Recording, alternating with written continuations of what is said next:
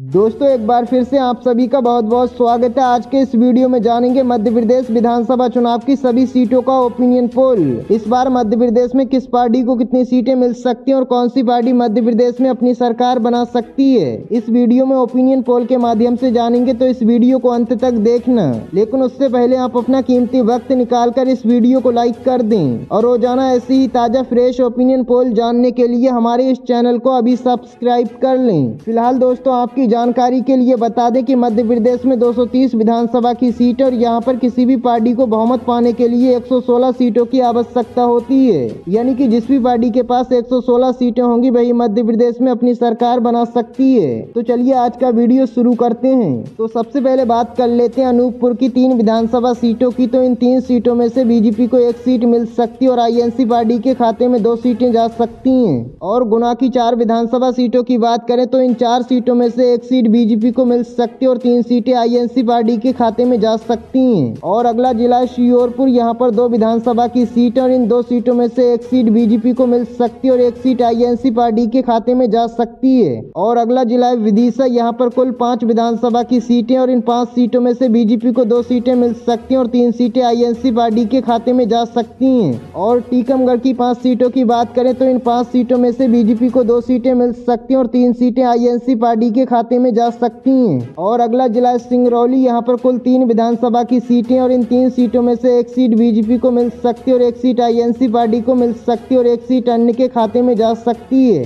और शिवपुरी की 5 सीटों की बात करें तो इन 5 सीटों में से 4 सीटें बीजेपी को मिल सकती हैं और 1 सीट आईएनसी पार्टी के खाते में जा सकती है। और अगला जिला शाहजहांपुर, यहाँ पर 3 विधानसभा की सीट और ये तीनों सीटें आईएनसी पार्टी के खाते में जाती नजर आ रही हैं। और इसी के साथ अगर बात करें कटनी की 4 सीटों की तो इन 4 सीटों में से 1 सीट बीजेपी को मिल सकती है और 3 सीटें आईएनसी पार्टी को मिल सकती हैं। और अगला जिला झाबुआ, यहाँ पर 3 विधानसभा की सीट और इन 3 सीटों में से बीजेपी को 2 सीटें मिल सकती हैं और 1 सीट आईएनसी पार्टी के खाते में जा सकती है। और जबलपुर की 8 विधानसभा सीटों की बात करें तो इन 8 सीटों में से बीजेपी को 2 सीटें मिल सकती हैं और 6 सीटें आईएनसी पार्टी के खाते में जा सकती हैं। और इंदौर की 9 विधानसभा सीटों की बात करें तो इन 9 सीटों में से 4 सीटें बीजेपी को मिल सकती हैं और 4 सीटें आईएनसी पार्टी को मिल सकती हैं और 1 सीट अन्य के खाते में जा सकती है। और अगला जिला होशंगाबाद, यहाँ पर 4 विधानसभा की सीट और इन 4 सीटों में से बीजेपी को 1 सीट मिल सकती है और 3 सीटें आईएनसी पार्टी के खाते में जा सकती हैं। और हरदा जिले की 2 सीटों की बात करें तो इन 2 सीटों में से 1 सीट बीजेपी को मिल सकती है और 1 सीट आईएनसी पार्टी को मिल सकती है। फिलहाल दोस्तों अभी तक आपके सामने 60 सीटों का सर्वे आ चुका और इन 60 सीटों में से बीजेपी को 23 सीटें मिलती नजर आ रही हैं और आईएनसी पार्टी के खाते में 35 सीटें जा सकती हैं और 2 सीटें अन्य के खाते में जा सकती हैं। और दोस्तों अब बात कर लेते हैं अगले जिले की, तो यह डिंडोरी, यहाँ पर 2 विधानसभा की सीट और इन 2 सीटों में से 1 सीट आईएनसी पार्टी को मिल सकती है और 1 सीट अन्य के खाते में जा सकती है। और अगला जिला धार, यहाँ पर 7 विधानसभा की सीट और इन 7 सीटों में से बीजेपी को 2 सीटें मिल सकती हैं और 5 सीटें आईएनसी पार्टी के खाते में जाती नजर आ रही हैं। और अगला जिला देवास, यहाँ पर 5 विधानसभा की सीट और इन 5 सीटों में से बीजेपी को 2 सीटें मिल सकती हैं और 3 सीटें आईएनसी पार्टी के खाते में जा सकती हैं। और अगला जिला दतिया, यहाँ पर 3 विधानसभा की सीट और इन 3 सीटों में से बीजेपी को 2 सीटें मिल सकती हैं और 1 सीट आईएनसी पार्टी के खाते में जा सकती है। और अगला जिला दमोह, यहाँ पर 4 विधानसभा की सीट और इन 4 सीटों में से 2 सीटें बीजेपी को मिल सकती हैं और 2 सीटें आईएनसी पार्टी के खाते में जा सकती हैं। और छतरपुर की 6 विधानसभा सीटों की बात करें तो इन 6 सीटों में से 4 सीटें बीजेपी को मिल सकती हैं और 2 सीटें आईएनसी के खाते में जा सकती हैं। और अगला जिला बुरहानपुर, यहाँ पर 2 विधानसभा की सीट और ये दोनों सीटें आईएनसी पार्टी के खाते में जाती नजर आ रही हैं। और भोपाल की 7 विधानसभा सीटों की बात करें तो इन 7 सीटों में से 4 सीटें बीजेपी को मिल सकती हैं और 3 सीटें आईएनसी पार्टी के खाते में जाती नजर आ रही हैं। और अगला जिला सागर, यहाँ पर 8 विधानसभा की सीट और इन 8 सीटों में से 3 सीटें बीजेपी को मिल सकती हैं और 4 सीटें आईएनसी पार्टी के खाते में जा सकती हैं और 1 सीट अन्य के खाते में जा सकती है।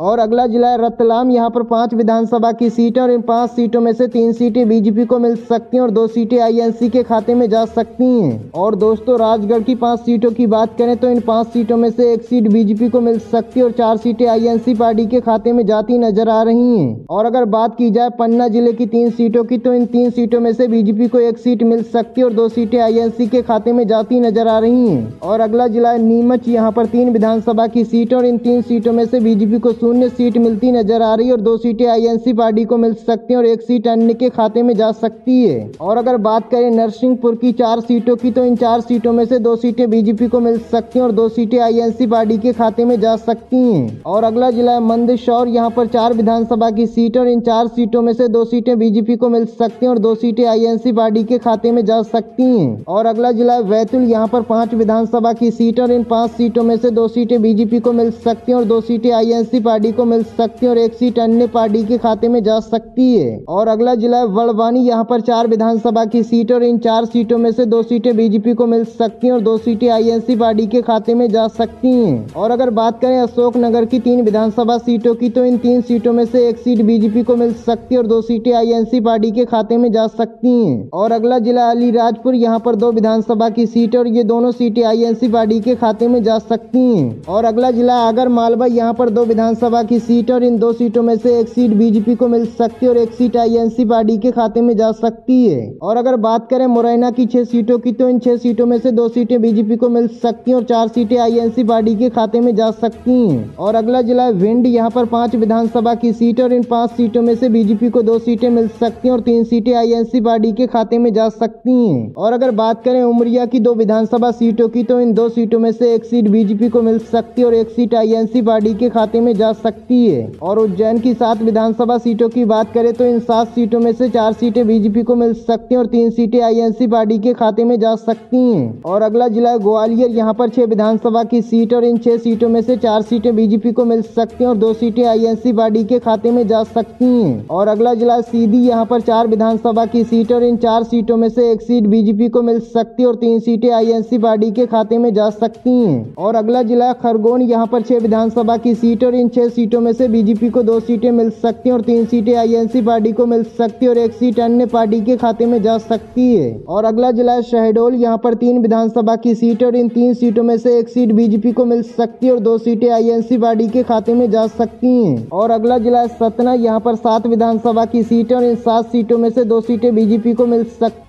सीटें आईएनसी पार्टी के खाते में जा सकती हैं। और अगला जिला है रीवा, यहाँ पर 8 विधानसभा की सीट और इन 8 सीटों में से 2 सीटें बीजेपी को मिल सकती हैं और 5 सीटें आईएनसी पार्टी को मिल सकती हैं और 1 सीट अन्य पार्टी के खाते में जा सकती है। और अगला जिला सीहोर, यहाँ पर 4 विधानसभा की सीट और ये चारों सीटें बीजेपी के खाते में जाती नजर आ रही हैं। और अगला जिला रायसेन, यहाँ पर 4 विधानसभा की सीट और इन 4 सीटों में से 2 सीटें बीजेपी को मिल सकती हैं और 2 सीटें आईएनसी पार्टी के खाते में जा सकती हैं। और अगला जिला खंडवा, यहाँ पर 4 विधानसभा की सीट और इन 4 सीटों में से 2 सीटें बीजेपी को मिल सकती हैं और 2 सीटें आईएनसी पार्टी के खाते में जा सकती हैं। और छिंदवाड़ा की 7 विधानसभा सीटों की बात करें, तो इन 7 सीटों में से बीजेपी को 0 सीट और आईएनसी पार्टी के खाते में ये 7 सीटें जा सकती हैं। और अगला जिला मंडला, यहाँ पर 3 विधानसभा की सीट और इन 3 सीटों में से 1 सीट बीजेपी को मिल सकती है और 2 सीटें आईएनसी पार्टी को मिल सकती हैं। और अगला जिला सिवनी, यहाँ पर 4 विधानसभा की सीट और इन 4 सीटों में से 1 सीट बीजेपी को मिल सकती है और 3 सीटें आईएनसी पार्टी के खाते में जा सकती हैं। और दोस्तों अगर बात करें बालाघाट की 6 विधानसभा सीटों की, तो इन 6 सीटों में से 2 सीटें बीजेपी को मिल सकती हैं और 4 सीटें आईएनसी पार्टी के खाते में जा सकती हैं। तो दोस्तों ये रहा मध्य प्रदेश की सभी 230 विधानसभा सीटों का ओपिनियन पोल। दोस्तों इस सर्वे के मुताबिक यहाँ पर बीजेपी को 90 सीटें मिलती नजर आ रही हैं और आईएनसी पार्टी को 132 सीटें मिल सकती हैं और 8 सीटें अन्य पार्टी के खाते में जा सकती हैं। और जैसा कि आप सभी जानते हैं कि मध्य प्रदेश में 230 सीटों पर बहुमत पाने के लिए 116 सीटों की आवश्यकता होती है, यानी कि जिस भी पार्टी के पास 116 सीटें होंगी वही मध्य प्रदेश में अपनी सरकार बना सकती है। फिलहाल दोस्तों आपको क्या लगता है इस बार मध्य प्रदेश में किस पार्टी की सरकार बन सकती है? आप अपनी राय हमें कमेंट बॉक्स में जरूर दें।